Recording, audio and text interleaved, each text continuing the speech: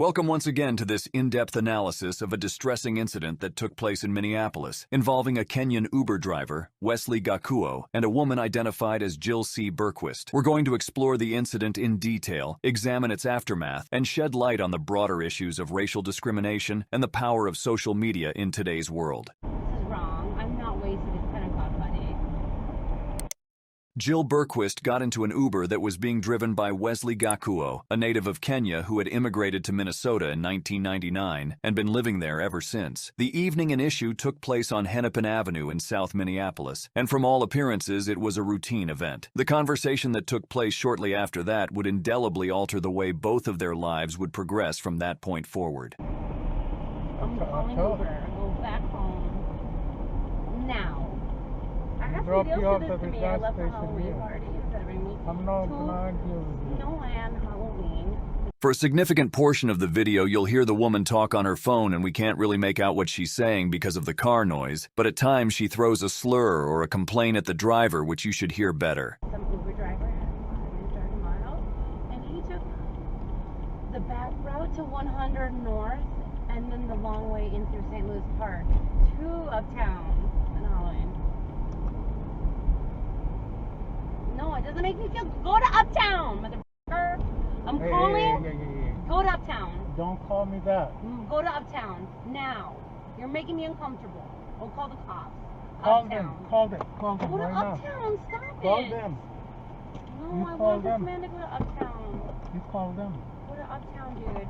You call No. them. Let's see who's Uptown. gonna get off. Hold on a second. Degrade.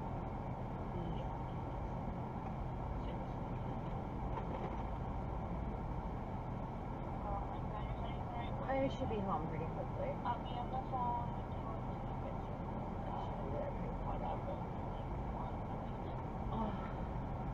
Yeah, but Adam and I pretty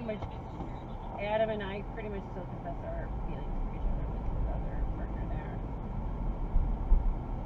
He like looked at me like in this like face, like I'm not happy. I love this woman, I don't love her. I want to like express my own feelings, my own part. And he like looks at me like, money, and I'm like, I told you what I told you. This is not my home. Please continue. I'm on 2715. You say that this was an This is not my home. And it literally pulled over in the middle of the sidewalk and won't drive me home. No. No, there's nothing happening. You bitch. Can't even get out of your car, you asshole. Can you open up the f***ing door? Get me out! I can't leave! It's not opening, you Someone is clearly having a hard time grasping the concept of car doors. Just typical Karen behavior, nothing unusual.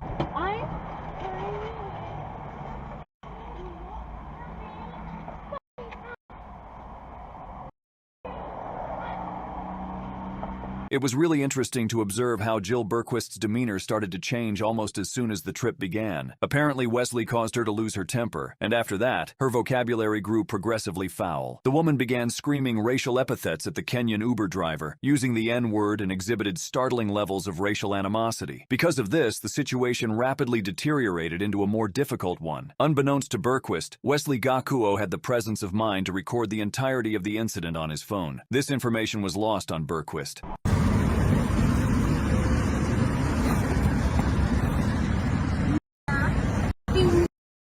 You low life nigger. Hustle string yourself.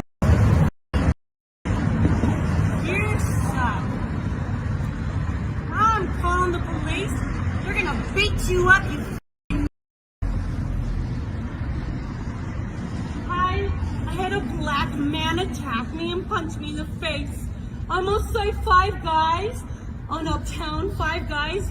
He punched me. A black man punched me. Black man punched me. He didn't want to bring me home. He didn't want to bring me home. He drove the wrong way. And now he's punching me. Please send the police.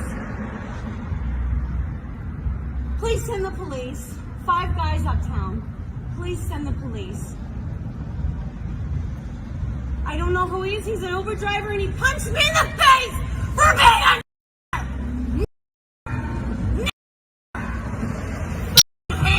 shit, bitch. He punched me in the face and he finishes driving. Some black man assaulted me. I got out because he won't let me out. It was a black man that punched me. I was in 5 days in my car. Please send the police. He's waiting. Please send the police for the black man that punched me. It is head to a grid. There is a Corolla something here. It's something. It's a Prius. A silver Prius. And then punched me. Silver. Punched me. And black man punched me. Please send the police. Another punched me.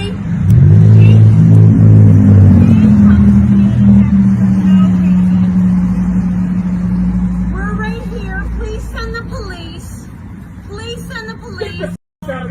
Please. Let me just say, just when all seemed lost, an unlikely hero emerged from the shadows, a beacon in the enveloping darkness. Their courage was not born of extraordinary powers, but of an extraordinary heart. An everyday soul, a silent guardian, our unexpected savior. They didn't wear a cape, but rather a bathrobe symbolizing peace, quiet, and hope. Send the police. Get the out of my neighborhood. The police are coming. Get out of my neighborhood. The police are coming. Get the out of my neighborhood. Please send the police. Don't you ever No, he punched me in the face. Please send the police. deserve this. Please send the police. I don't. There's 4 bums attacking me. Please send the police to Uptown. Do Police it. are coming. Good. He punched me. The black man. Black man punched me. I'm having you The arrested. police are coming. Don't touch me. He's a Get black out of my nigger. fucking neighborhood. This is my neighborhood. Don't touch me, My nigger. neighborhood. Police are You coming. don't live here. I do. No, you don't. I'm white. I live here. No, you don't. Black people don't live here. Yeah, you do. Please send the police.